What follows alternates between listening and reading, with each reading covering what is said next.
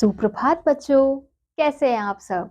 उम्मीद करती हूँ आप सब अच्छे होंगे। तो बच्चों, आज की कक्षा में हम पढ़ने वाले हैं अध्याय नंबर 7, जिसका शीर्षक है ऊ की मात्रा, यानी कि छोटे ऊ की मात्रा।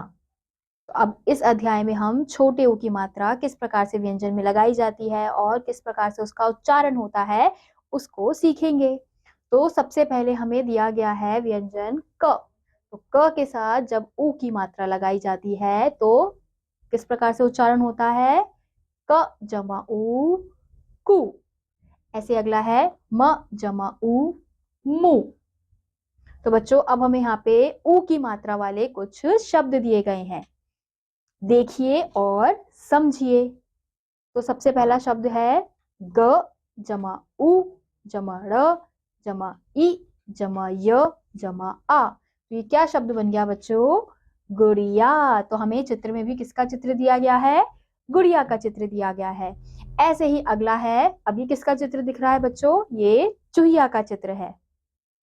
तो अब चूहिया किस प्रकार से लिखेंगे? च जमा उ जमा ह जमा इ जमा य जमा आ। तो ये क्या बन गया बच्चों? चूहिया। ऐसे ही अगला शब्द है ब जमा उ जमा ल जमा अ जमा ब जमा उ जमा ल जमा अ। तो ये क्या बन गया बच्चों? ये शब्द बन गया बुलबुल। तो बुलबुल क्या है? एक पक्षी का नाम है। ऐसे ही अगला है बच्चों, ये क्या है बच्चों? किसका चित्र दिख रहा है? ये एक टॉय खिलौने का चित्र दिख रहा है। इस खिलौने को क्या बोलते हैं?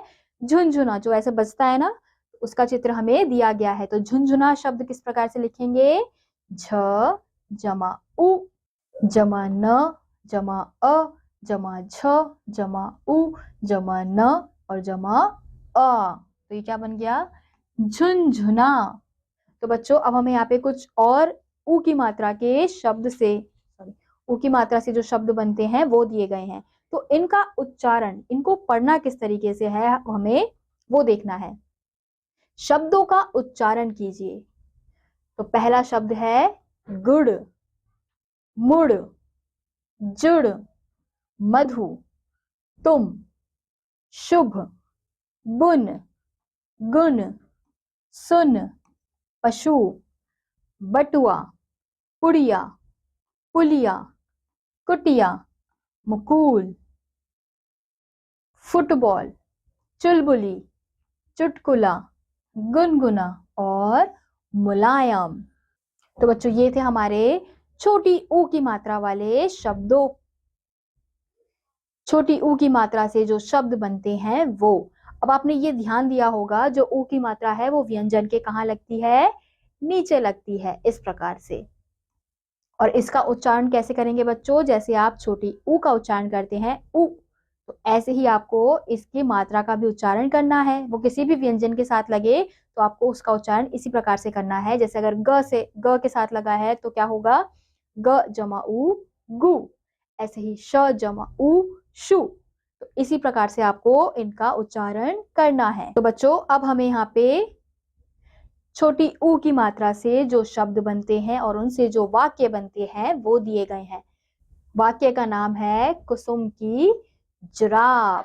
तो हम देख सकते हैं कि इन शब्दों में भी क्या लगाया गया है? छोटे ऊ की मात्रा लगाई गई है।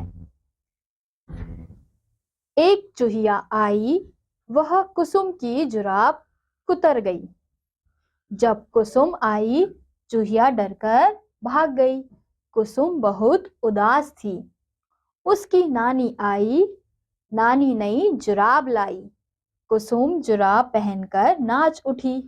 नानी गुलाब जामुन भी लाई। गुलाब जामुन खाकर कुसुम बहुत खुश थी।